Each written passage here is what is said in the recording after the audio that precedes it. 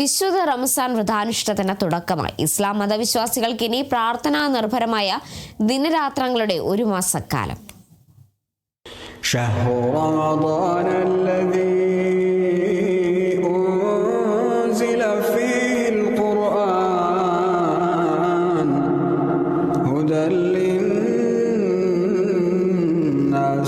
ഷഅബാൻ 30 ദിവസം പൂർത്തിയാക്കിയാണ് ഇത്തവണ റമദാൻ വ്രതാനുഷ്ഠാനത്തിലേക്ക് കടന്നത്.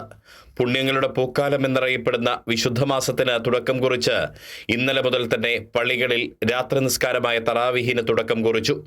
പ്രഭാതം മുതൽ പ്രദോഷം വരെ അന്നപാനീയം ഉപേക്ഷിക്കുന്ന വിശ്വാസികൾ വ്രതമനുഷ്ഠിച്ച് ഖുർആൻ പാരായണത്തിലും മറ്റു പ്രാർത്ഥനകളിലും മുഴുകും.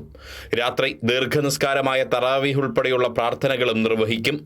അനുഗ്രഹത്തിന്റെയും പാപമോചനത്തിന്റെയും നരകമോചനത്തിന്റെയും പത്തുകളായാണ് റമദാനിലെ ഓരോ 10 ദിവസത്തെയും വിശ്വാസി കാണുന്നത്.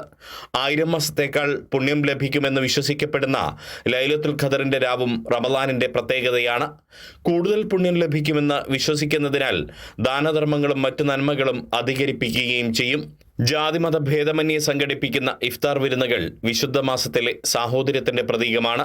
ജീവിതത്തിൽ സംഭവിച്ചുപോയ പാപങ്ങൾക്ക് പൊറുക്കലിന് തേടുന്ന മാസം കൂടിയാണ് വിശ്വാസികൾക്കിത്. ശവ്വാൽ മാസപ്പിറവിയോടെ വിശ്വാസി പുണ്യ റമദാനിന് വിടചൊല്ലും.